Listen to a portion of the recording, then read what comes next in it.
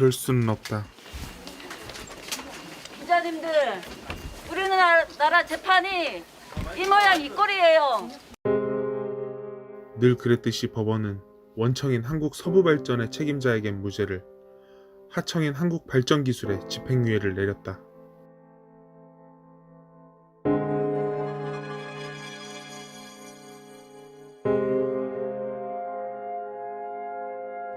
눈에 넣어도 아프지 않을 아들이었다.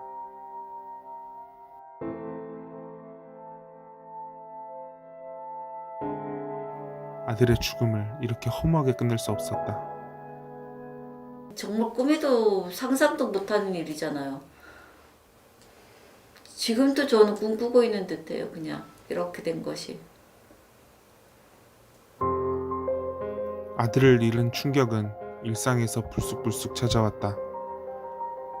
시간이 갈수록 상실의 고통은 오히려 또렷해졌다. 하지만 울고만 있을 순 없었다. 주저앉을 수 없었다. 이러는 게 어딨어. 대통령이 약속해놓고 하나도 지켜주지 않는데 왜 우리를 잘못했다고 이렇게 아무것도 못하게 이렇게 막는 거야. 우리한테 약속한 거 지켜줬으면 우리 이렇게 안 할 건데.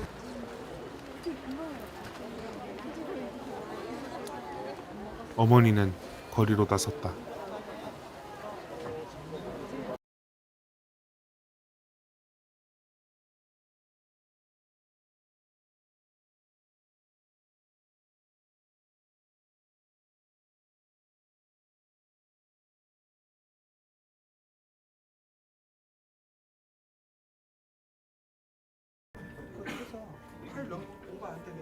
살아나간 아들은 죽어서 돌아왔다.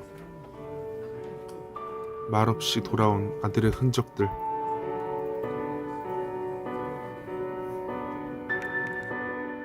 슬리퍼에는 아들 이름 김용균 세 글자가 또렷하다.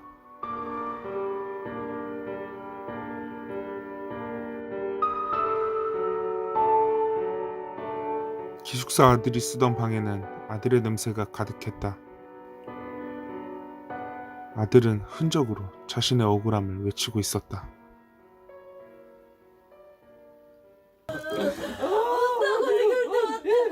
땅을 쳐도 안 되고 저 사람들 다 죽여도 안 되고 이 고통을 어떡하면 좋아.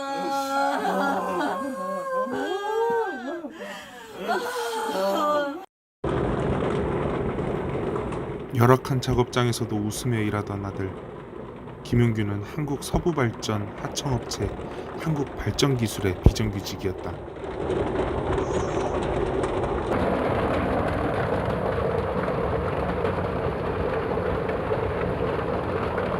그가 이 회사에 들어온 것은 공사 취업에 필요한 경력을 쌓기 위해서였다.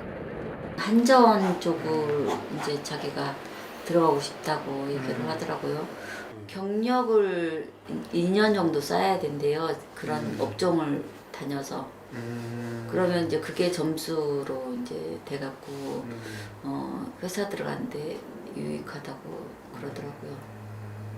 사방팔방으로 다니면서 이력서, 면접 보고 이런 거를 계속 봐왔죠. 한 7개월 정도 그랬는데 김천에 마침 3차 면접까지 합격해서 김천에서 이제 한 달 안에 통보 갈 테니까 기다려 달라고 하더라고요. 그래서 기다리고 있는데 한 달 다 됐는데 전화가 안 오는 거예요. 그래서 왜 연락이 없냐고 그랬더니 사실은 증축하려고 그랬는데 그게 무산됐다고. 지금까지 우리 기다리고 있었는데 그러면 다른 좋은 자리라도 있으면 좀 알려달라고 그랬더니 여기를 알려준 거예요. 비정규직 김용균은 꼼꼼하게 자기 일을 처리했다. 자기 관리도 꿈도 포기하지 않았다. 사고 난 그날도 그의 책상에는 자격증 책이 펼쳐져 있었다. 김용균은 발전소에서 연료 운반 설비를 점검했다. 수 킬로미터를 걸으며 연료 운반 컨베이어를 돌리는 회전기계에 이상이 있는지 점검했다.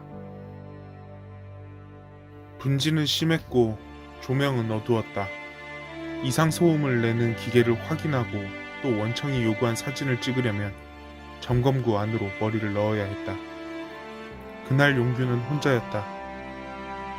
안전장치는 가동되지 않았다. 아무도 모르는 죽음이었다. 용균의 시신은 하루가 지난 뒤 발견되었다.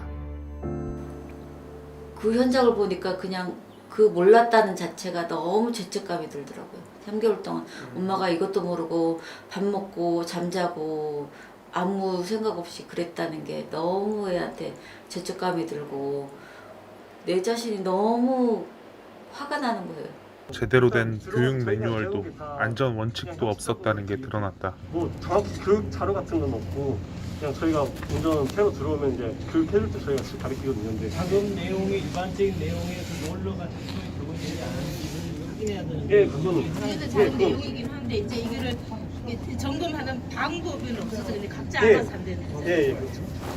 현장의 안전장치는 엉망이었다. 입사 5일차 김용규는 충분한 교육도 받지 못하고 현장에 투입됐다.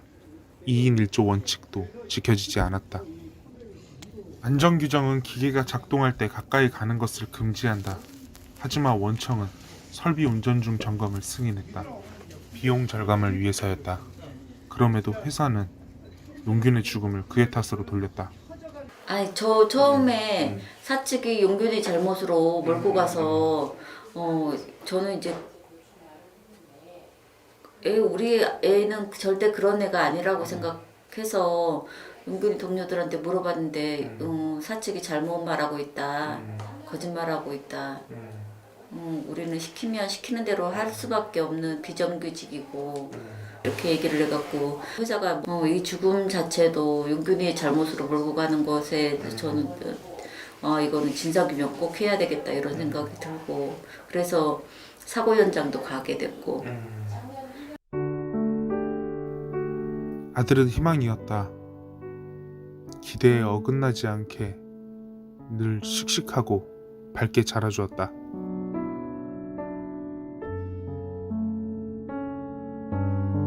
엄마는 아들의 죽음을 헛되게 할 수 없었다. 기업만이 아니었다. 정부도 법도 세상은 아들의 죽음을 가리고 외면했다. 있고 한 달여가 지금 가까이 되고 있는데 검찰과 경찰의 수사의 내용이 그 핵심에 다가가지 못하고 핵심자들과 책임자들에 대해서 전혀 수사가 이루어지지 않고 오히려 현장이 은폐되는 이런 문제들이 계속 발생되어 왔기 때문에 더 이상 고소고발을 미룰 수 없는 상황까지 이르렀습니다. 엄마는 아들의 억울한 죽음을 세상에 알려야 했다. 엄마 김희숙의 싸움이 시작됐다. 국민들이 무슨 죄를 졌습니까? 목숨을 지켜달라는 게 그렇게 큰 죄입니까? 나도 억울합니다. 우리 많은 사람들이 이렇게 죽어가는 것들이 억울합니다. 싸우면서 세상의 다른 비정규직 노동자와 유가족들을 만났다. 유가족들은 곧 나였고 비정규직 노동자는 모두 내 아들이었다. 그 많은 사람들 어떻게 이렇게 밭하는 지경으로 만들고 있습니까? 지금 아사히 비정규직 차원우 동지나 지금 뭐 현대기아차 김수옥 동지 비롯해서 여러 동지들 그리고 또 뭐 지금 그 부산 그 현대중공업 거기 싸움 뭐 그런 연대를 많이 다녔어요. 그리고 뭐 유족들이 계속 나왔으니까 지방으로 맨날 사고 터지면 쫓아다니고 기도하듯이 속으로 얘기했어요. 이 억울한 죽음들 다 용균이 갖고 다 조상들이 저한테 이 억울함 다 얹혀달라고.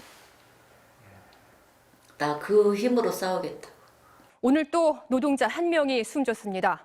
울산 조선소에서 일어난 폭발 사고에 하청 노동자가 목숨을 잃었는데 이 노조는 안전관리 요원도 없는 이른 아침부터 하청 노동자에게 작업을 시켜 발생한 사고로 보고 있습니다. 노동자가 공장에서 일하다 숨지는 사고가 또 일어났습니다. 현대제철 당진제철소에서 50대 노동자가 수백 도에 달하는 고온의 용광로에 빠져 숨졌습니다.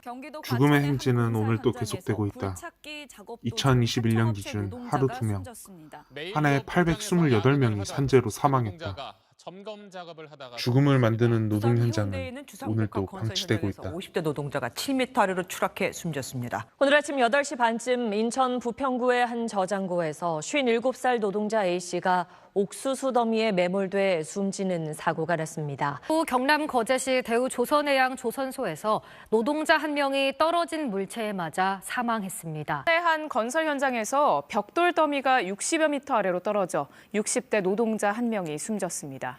경남 지역에서 지자체가 실시하는 벌목 현장에서 계약직 노동자가 숨지는 사고가 잇따르고 있습니다. 국제강 포항 공장의 야적장에서 천장 크레인을 수리하던 30대 하청업체 노동자가 안전벨트 줄에 감겨 숨졌습니다.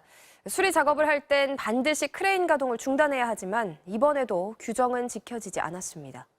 잔혹한 참사가 일어난 지 아들이 죽고 김미숙에게 비정규직 노동자의 죽음은 곧 아들의 죽음이 되었다. 어머니니까 더 이상 두고 볼 수 없다.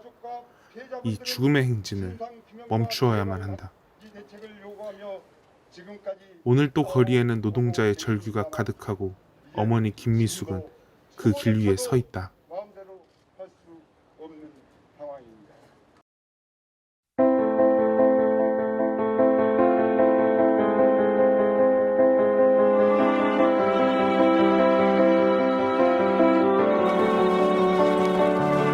정보보고는 엄정한 법 집행으로 실질적인 경영 책임자 강력 처벌하라!